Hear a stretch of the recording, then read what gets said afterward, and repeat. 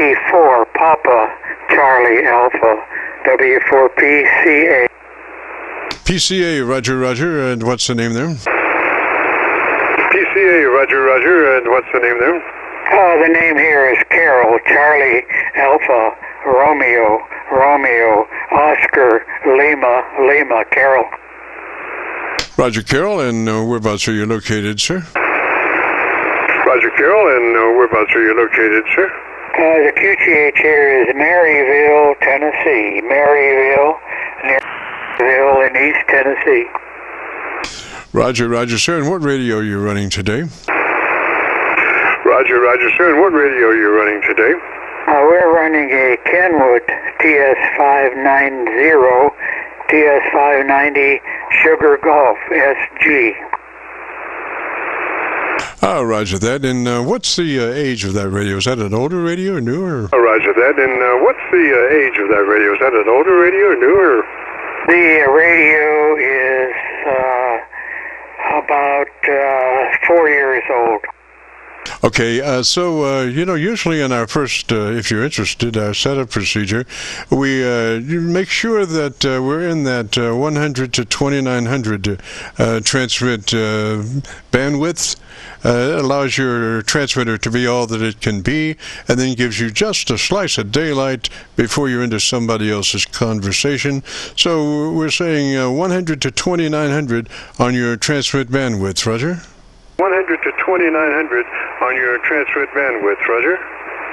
Roger, we'll, right now the transmit bandwidth is, the low end is 300, the low end is 300, and the high end is 2700.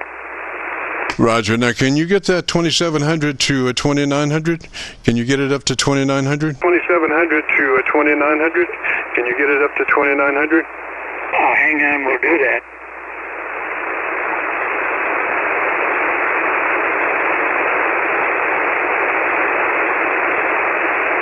You should be able to set both those levels. So I would set the bottom one for 100 and the top one to 2900, and that gives you just a slice of daylight before you're into somebody else's conversation. So it allows your transmitter to be all that it can be, and then gives you just a slice of daylight to keep from being into somebody else's conversation. Roger? To keep from being into somebody else's conversation. Roger? Okay, we have the settings at 100 for the low end, 2900 for the high end. Excellent, excellent. Now, you're running a hand mic, is that a Roger? Excellent. Now, you're running a hand mic, is that a Roger? That is correct. It's a hand mic with a high element. I took away the dynamic element that was in the hand mic, and it replaced it with a Heil HC5 microphone element. Okay, so the best way to use that hand mic is don't talk into it. Pull it to the corner of your lips, actually touch the corner of your lips and talk across it. Roger? Actually touch the corner of your lips and talk across it. Roger? Yeah, that's what I'm doing, talking across the microphone. Hand mic, and the ALC is kicking up to about 75%.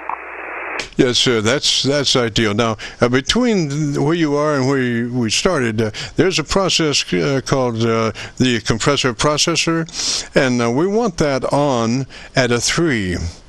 Just at a 3. So it's a 3 out of 10 or 30 out of 100 for your compressor processor. Roger, Roger? For your compressor processor. Roger, Roger? Yeah, okay. Well, what I did was follow the manual and adjust the compression. I have the meter on the 590 to show compression, and the book says to make sure you don't go over 10 dB, and I'm kicking up right now the maximum of about 5 dB. Yes, sir. So do you have an actual volume control input to your compressor processor? A volume control input to your compressor processor? No, I'm just the compression The processor's built into the 590, and you can set the processing level, which I have done here, and set it so I have 5 dB on voice peaks. Go ahead.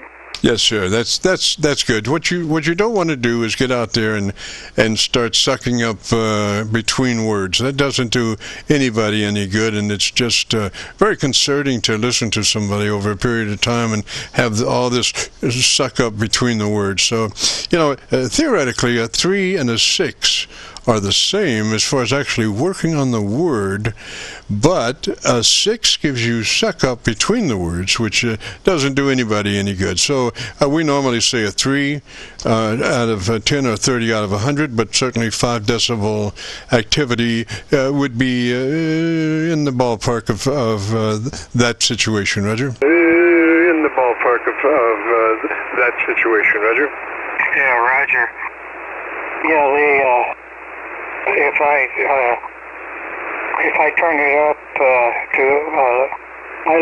you can listen to yourself, with the monitor mode, and you can tell the difference. If you overdo it, it doesn't sound any better. It's just louder. Yeah, and sometimes not even louder. It gets to a certain point when you have zero. There was a radio. It was a 7610, I think it was, had a control that was actually a decibel cruncher. In other words, you could dial up the amount of compression and dynamic range that you wanted. And the thing was, we usually stop at 3 decibels. 3 dB dynamic range gives you, the words still have life, and they can be understood very easily. But if you continue to push level-wise past 3 dB, if you go to 2 dB, 1 dB, this thing would go to 0 dB.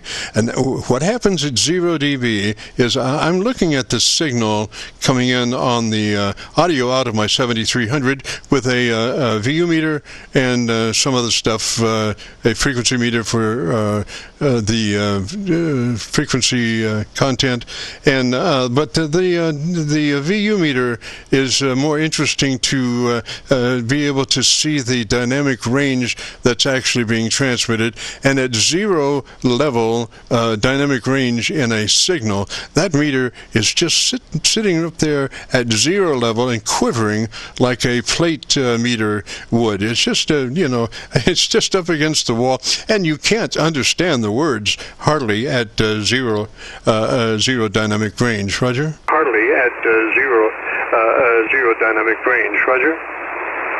Yeah, okay. Very good. I didn't get your name there.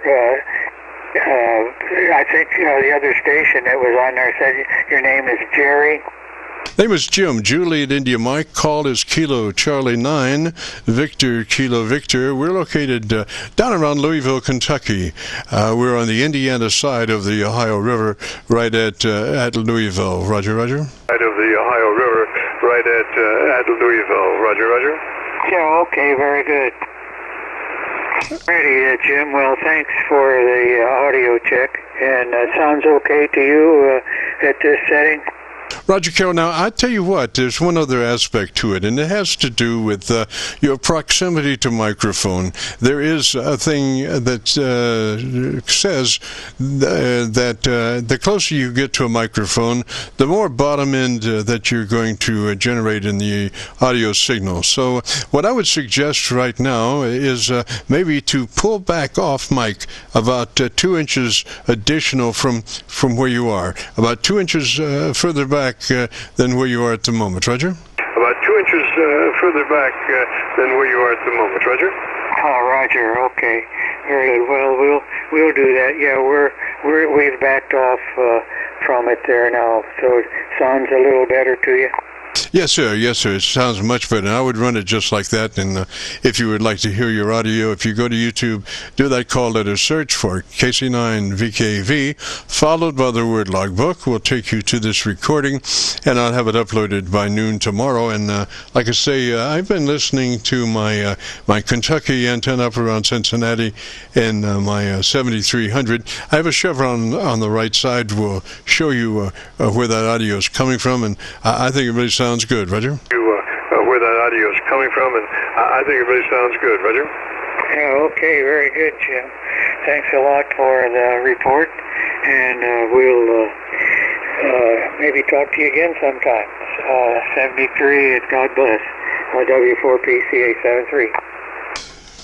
Roger, Roger, Carroll, 73. Sir, you have a great afternoon, beautiful weekend.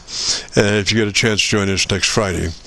This is the Friday afternoon Qso-Vlog net, and if you have a radio you want to check out, give me a shout.